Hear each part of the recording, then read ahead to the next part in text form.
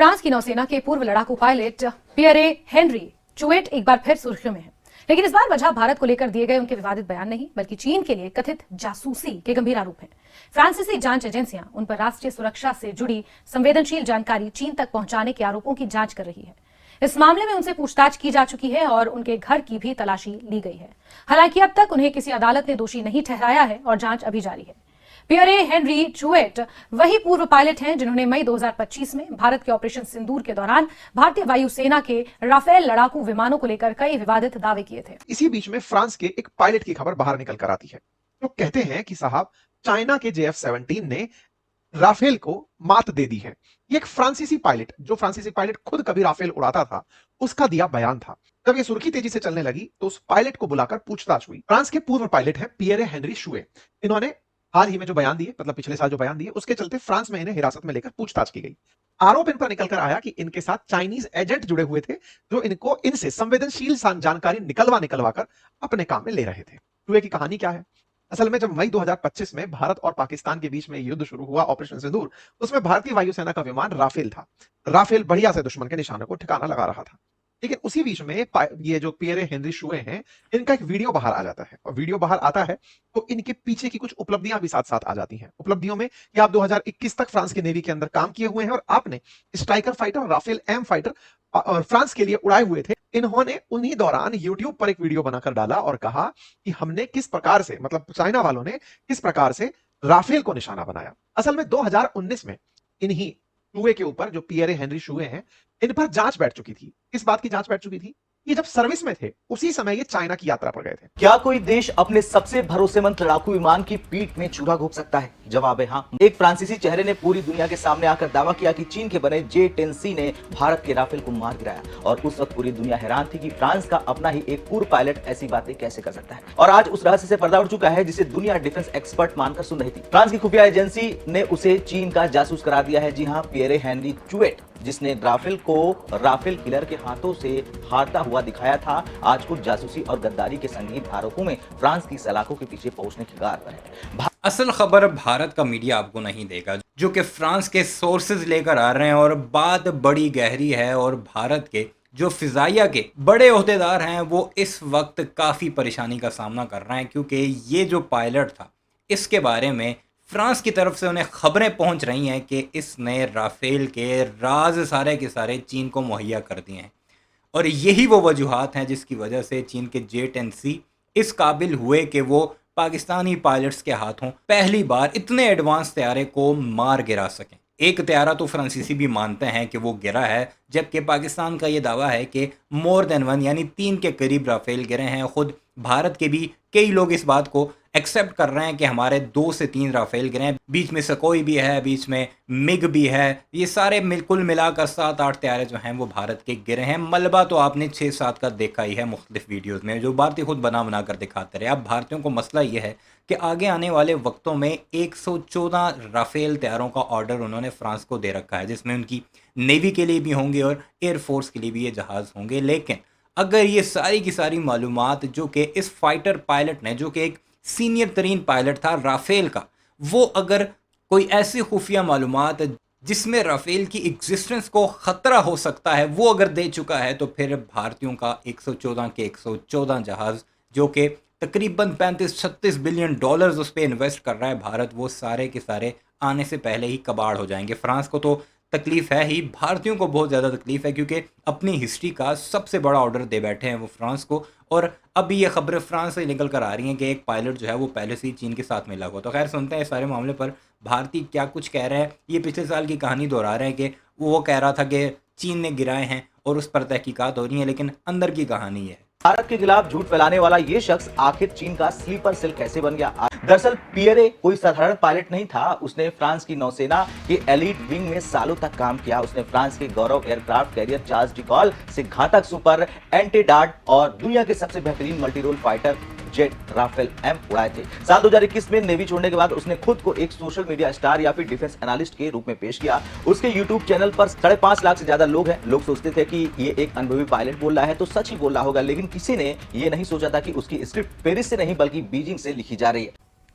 फ्रांसीसी media reports के अनुसार उन पर आरोप है कि उन्होंने चीन को फ्रांस की सेना से जुड़ी संवेदनशील और गोपनीय जानकारी उपलब्ध कराई हो सकती है और इसी आधार पर फ्रांस की घरेलू खुफिया agency directorate general of internal security DGSI ने जुलाई 2026 में उनसे विस्तृत पूछताछ की। जांच के दौरान उनके आवास की तलाशी ली गई और कई दस्तावेजों और इलेक्ट्रॉनिक उपकरणों की जांच हुई। इसके बाद अदालत ने उन्हें औपचारिक न्यायिक जांच के दायरे में रखा।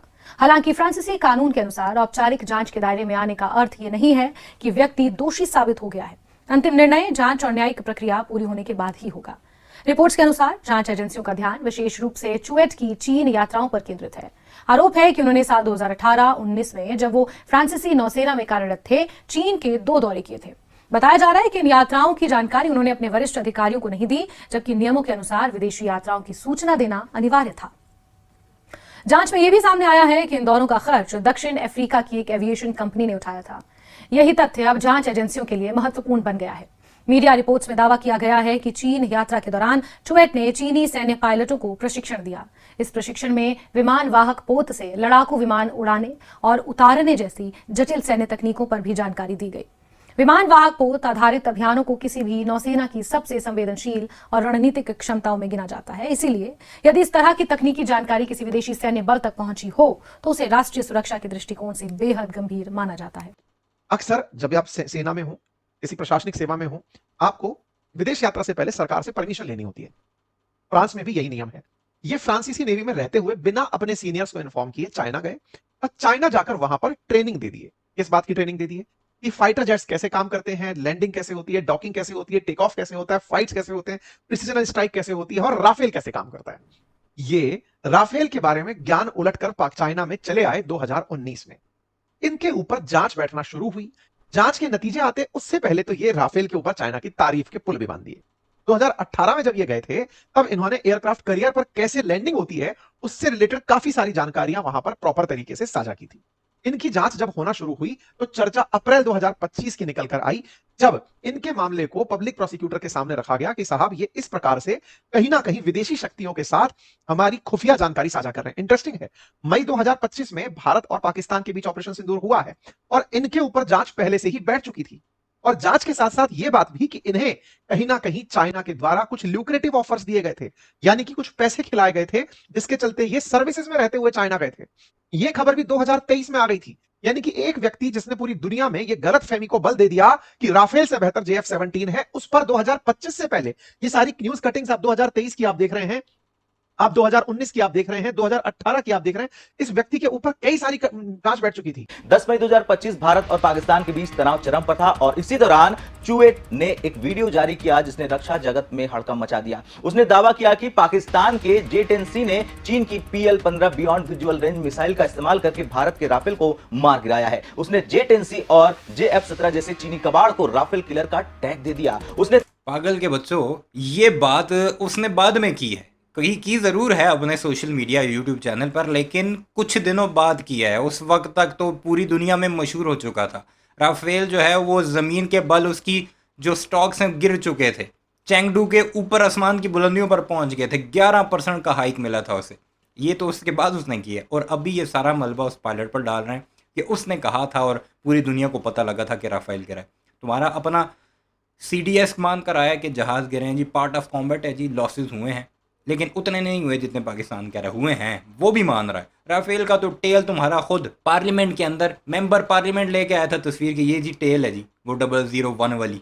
तर्क दिया कि चीन की हवाई तकनीक ने पश्चिमी देशों को पीछे छोड़ दिया है और ये भारत की सैन्य क्षमता पर सीधा हमला था। उस वक्त डसॉल्ट एविएशन यानी राफेल बनाने वाली कंपनी के CEO एरिक ने खुद सामने आकर इन दावों को बकवास और गलत बताया और भारत ने भी साफ कर दिया था कि हमारा कोई राफेल नहीं गिरा है। लेकिन पियरे चुएट अपने झूठ पर अड़ा रहा। अब समझ में आता है कि वो झूठ क्यों बोल रहा था, क्योंकि उसका असली आका चीन था। इस गद्दार के जासूसी का काला जाल दरअसल फ्रांस की खोजी मीडिया संस्थाओं ले केनार्ड एंड चेन और मीडिया पार्ट ने ने जो खुलासा किया है वो रोंगटे खड़े कर देने वाला है। आरोप है कि जब चुवेट फ्रांस की नेवी में एक्टिव ड्यूटी पर था तभी उसने सितंबर 2018 और अगस्त 2019 में चुपके से चीन की यात्राएं की। उसने अपने कमांडिंग ऑफिसर तक को इसकी भनक नहीं लगने दी। इन यात्राओं का खर्च किसने उठाया? दक्षिण अफ्रीका की एक फ्लाइंग एकेडमी ने, जो चीन के लिए काम करती है। अब चुवेट ने वहां जाकर चीनी मिलिट्री पायलटों को वो राज सिखाए जो केवल एक राफेल पायलट को पता होते हैं। उसने उन्हें aircraft carrier operations landing signal officer यानी LSO की ट्रेनिंग और यहां तक कि सीरिया में पश्चिमी देशों द्वारा इस्तेमाल की गई सीक्रेट टेक्निकल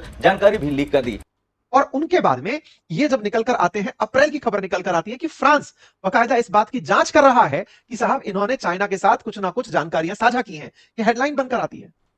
फिर अगले महीने राफेल हो जाता है, अगले महीने मतलब ऑपरेशन सिंदूर हो जाता है। ऑपरेशन सिंदूर होता है, उस समय भी ये चुप नहीं रहते, उस समय उनकी तारीफ कर देते हैं। यानी कि जो बात ये कह के आए, जिसके पैसे इन्हें मिले, वो बात ये कहते हुए बाद में भी पाए जाते हैं। इसीलिए इन पर आरोप शुरू हुआ कि आपने राष्ट्रीय रक्षा से जुड़े हुए कुछ गोपनीय रहस्य उजागर किए, विदेशी शक्ति के साथ खुफिया संबंध बनाए, राष्ट्र के मूलभूत हितों से जुड़ी जानकारी एकत्र की और विदेशी शक्ति को संवेदनशील जानकारी उपलब्ध कराई।